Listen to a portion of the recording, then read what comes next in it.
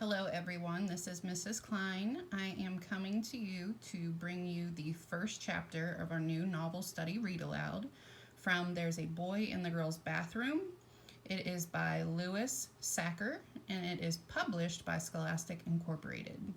So today I'm just going to read chapter 1 and this is what your assignment is from for Tuesday. So it's due Tuesday.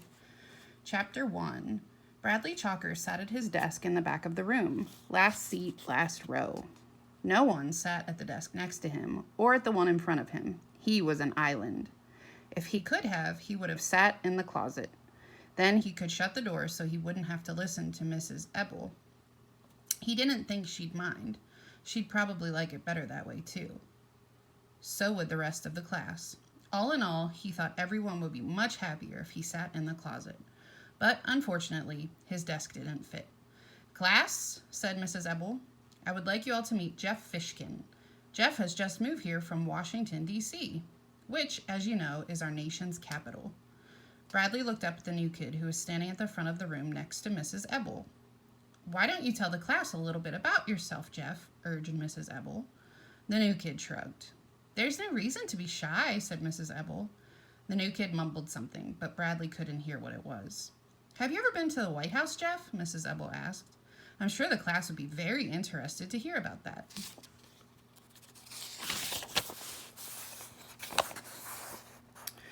"No, I've never been there," the new kid said very quickly as he shook his head. Mrs. Ebel smiled at him. "Well, I guess we'd better find you a place to sit." She looked around the room. I don't see any place except... I suppose you can sit there at the back." "No, not next to Bradley," a girl in the front row exclaimed. "At least it's better than in front of Bradley," said the boy next to her. Mrs. Ebel frowned. She turned to Jeff.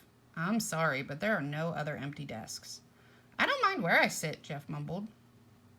"Well, nobody likes sitting there," said Mrs. Ebel. "That's right," Bradley spoke up. "Nobody likes sitting next to me."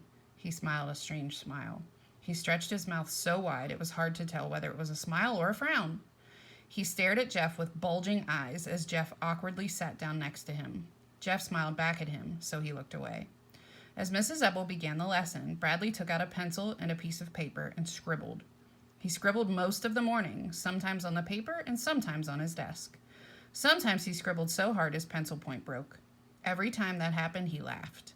Then he'd tape the broken point to one of the gobs of junk in his desk, sharpen his pencil, and scribble again. His desk was full of little wads of torn paper, pencil points, chewed erasers, and other unrecognizable stuff, all taped together. Mrs. Ebel handed back a language test. "Most of you did very well," she said. "I was very pleased. There were 14 A's and the rest B's. Of course, there was one F. But..." She shrugged her shoulders. Bradley held up his test for everyone to see and smiled that same distorted smile.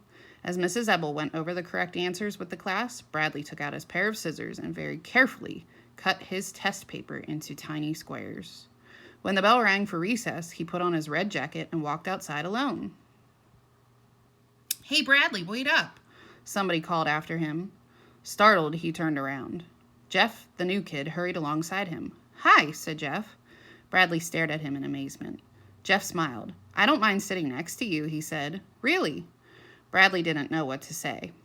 "I have been to the White House," Jeff admitted. "If you want, I'll tell you about it." Bradley thought a moment, then said, "Give me $1 or I'll spit on you."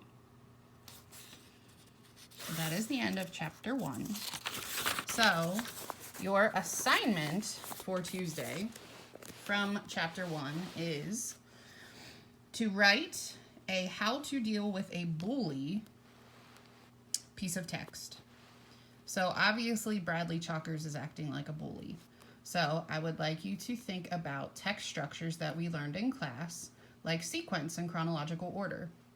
And I would like you to write step by step how to deal with a bully. So for example, you could say first, identify the bully, or step 1, see who the bully is. Step 2, and then you take it from there. Or secondly. So that is your assignment for Tuesday. Again, we are reading There's a Boy in the Girls' Bathroom, and you are doing that assignment based on chapter 1.